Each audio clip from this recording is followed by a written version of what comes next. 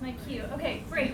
Hi everyone, thanks for being here. My name is Kate Eisen. I'm a fifth-year PhD student at Cornell University, and I'm excited to talk today about some of my dissertation research, which provides evidence for character displacement in floral scents. So the big question that I'm really interested in exploring in my research is, does community context affect evolutionary ecological interactions and evolutionary processes? And one process in particular that I'm really interested in is the process of character displacement, which I'm defining here as the evolution of character shifts in response to species interactions in sympatry. And this process can result in a number of different outcomes, which include divergence in sympatry that might occur to reduce negative effects of species interactions.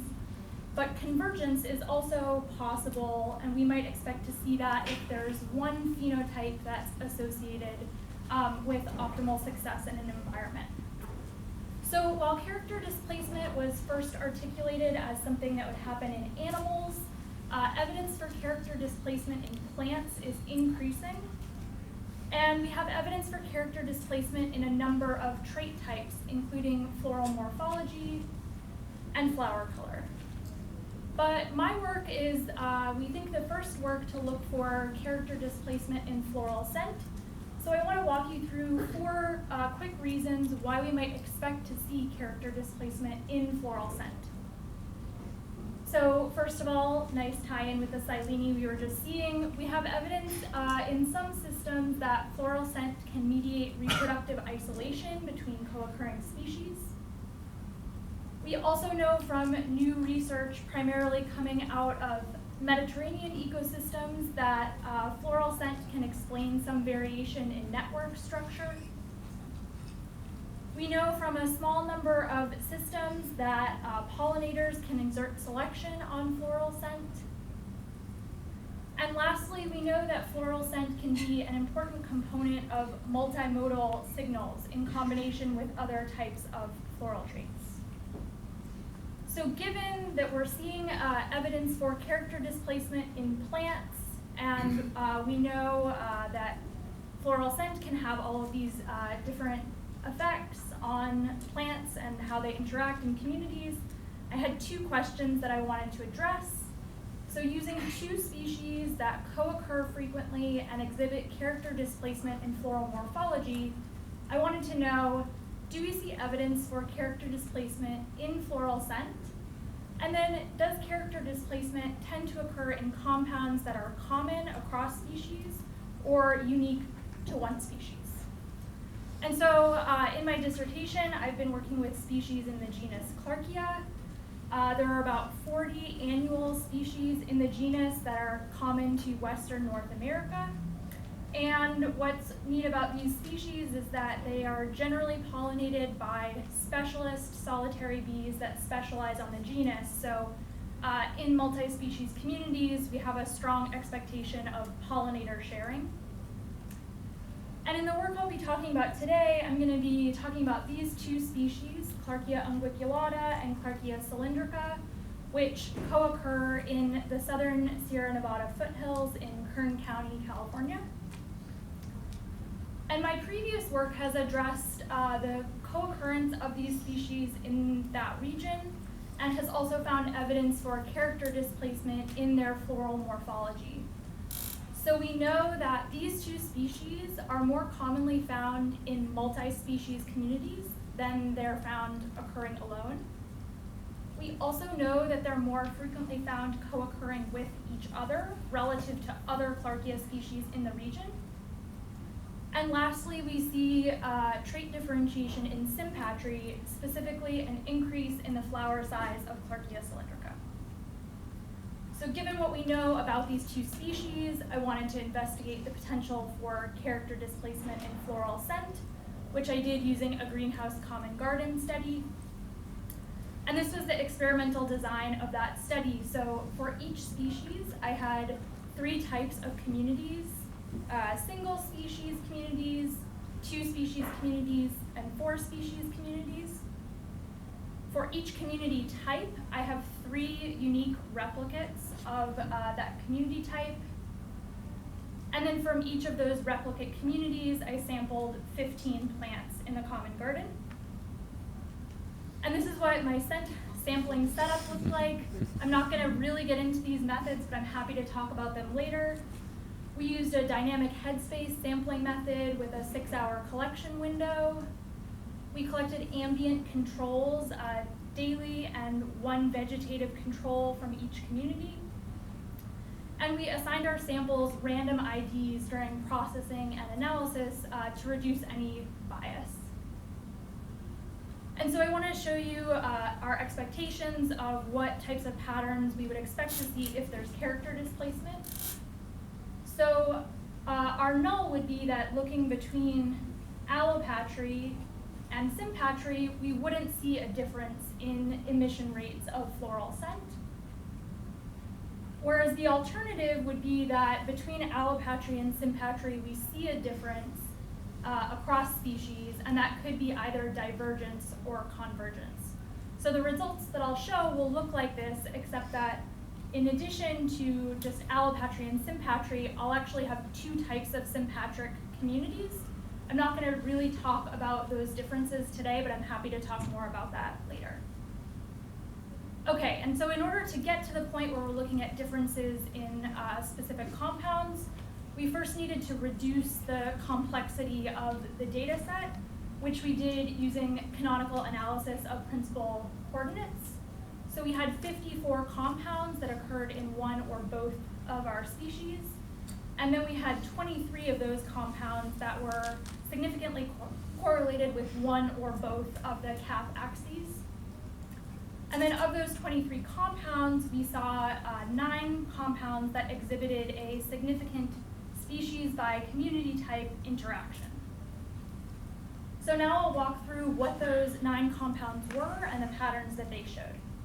So 6 of those 9 compounds were unique to Clarkia unguiculata, and 2 of those 6 compounds increased in sympatry.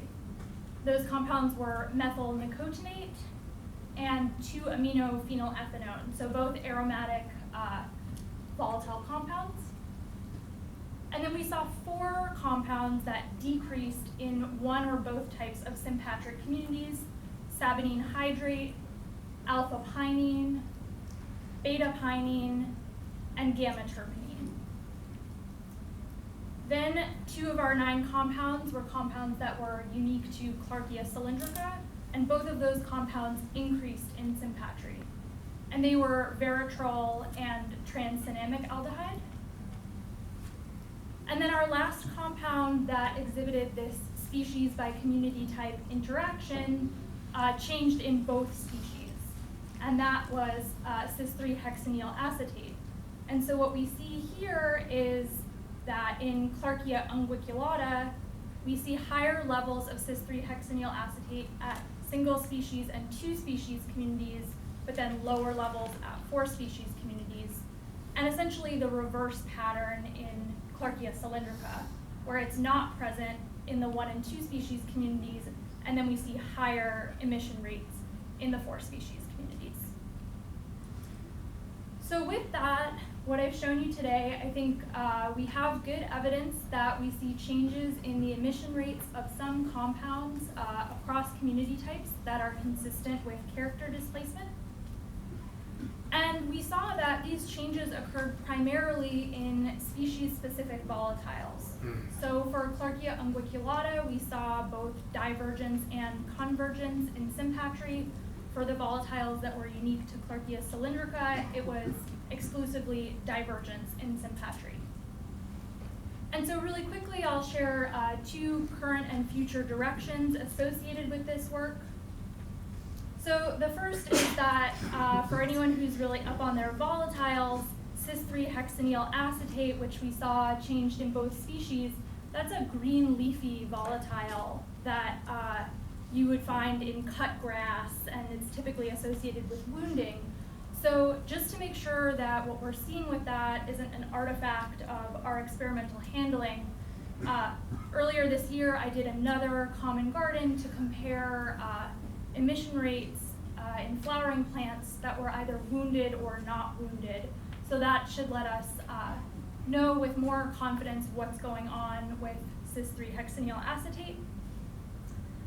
And then I'm really excited about this piece that will let me know more directly whether this floral scent variation actually has functional consequences for pollinator behavior. And so earlier this summer, I was out in California in my field sites doing array experiments where I had cut stems from these different community types, and I was looking to see if pollinators made different choices or exhibited different patterns of foraging based on the community type of the stems in the array. So with that, I'd like to thank my field and research assistants and my lab members, both in the Gaber and Refuso labs, for their support. And I'd be happy to take questions. Thanks.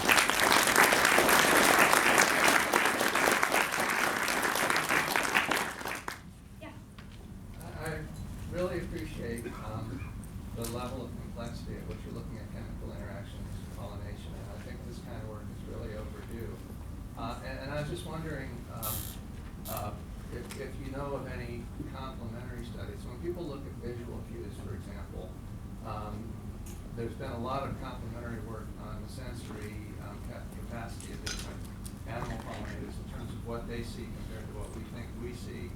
And I was wondering if you know of any complementary studies on some of your pollinators in terms of what they're able to detect or sense with these things. Yeah, that's a great question. So the question is about what do pollinators detect in terms of these chemical cues. And I think that it definitely varies across pollinators. So we know that some pollinators are really cued into certain types of chemical compounds. Some pollinators smell everything.